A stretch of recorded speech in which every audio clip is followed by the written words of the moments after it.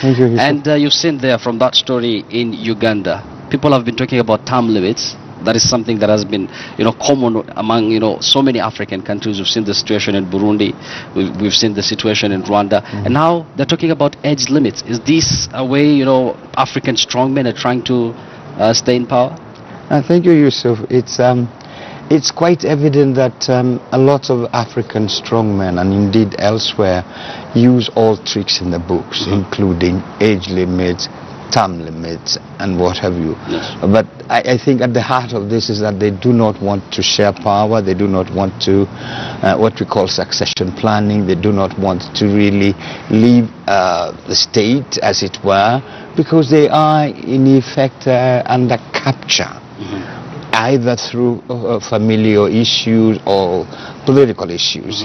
And it's really a tragedy that this continues despite and in spite of global trends that are calling for, term limits and changeover of leadership and openness and transparency. So it's a tragedy, really. Of course, it is a tragedy. Now, John, of course, the Ugandan government have refuted claims that they want to amend the constitution, but of course, when you see smoke, there must be fire somewhere. So do you think Museveni, who is now about 73 years old, is trying to stay in power up until maybe 75 or 77 thereabout?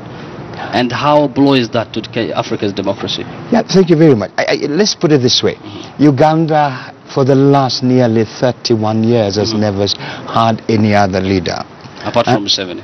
Apart from Yoweri Museveni. And we must also acknowledge that he took power from the bush, or shall we say, through a guerrilla campaign in 1986. And indeed, right through, he has engaged the people of Uganda through all sorts of, shall I call, political, game plan and political machinations. And he's been in power since then. At one time, if you remember, there were term limits in Uganda, and those term limits were, after he served his, first 10 years, were then revised, so to speak. How convenient is that? Well, it's very convenient indeed. Let's put it this way, that the National Resistance Movement is the organization that really rules Uganda, and by extension the Uganda People's Defense Forces.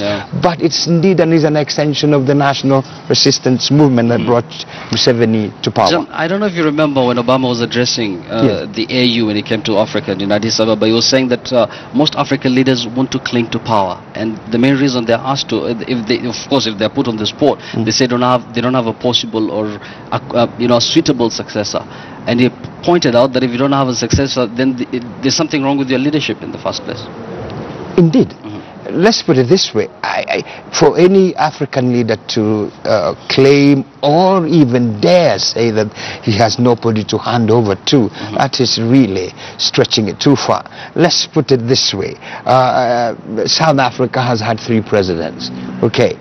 Senegal has had 4 presidents. Kenya, we've had 4 presidents. Yes. Our neighbor Tanzania has had, this is the 5th president. You cannot. Zambia has had a series. Namibia. It's the global best standard that there must be a time where you transit and there is succession planning.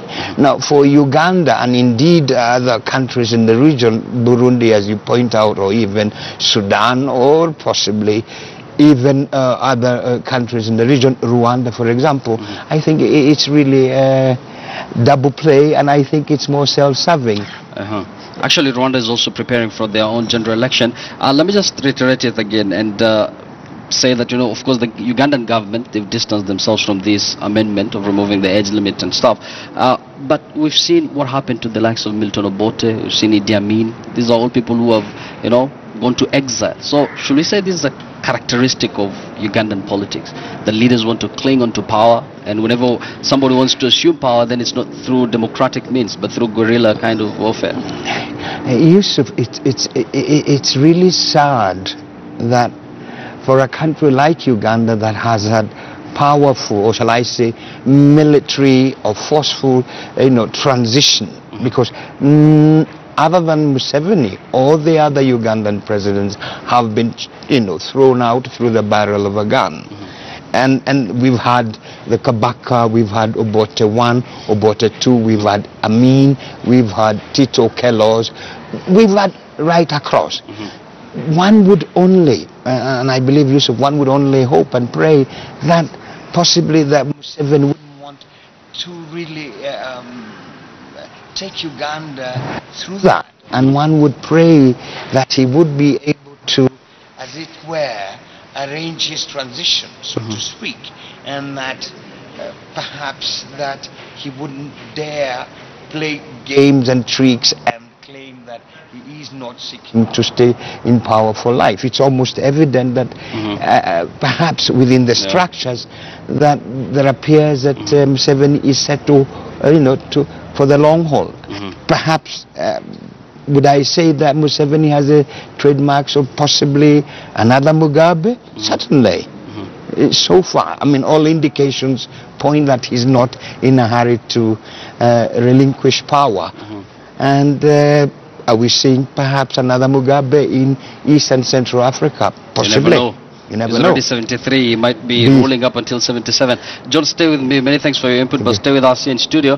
But we're going to link up with our reporter from Uganda shortly, because we have it all lined up for you. And this is a story that has been hitting headlines in Kampala for the last 2 days. Of course, the Ugandan government have refuted that claim that, they're trying to amend the constitution, remove the age limit there. We'll have that and much more, but still to come in this program.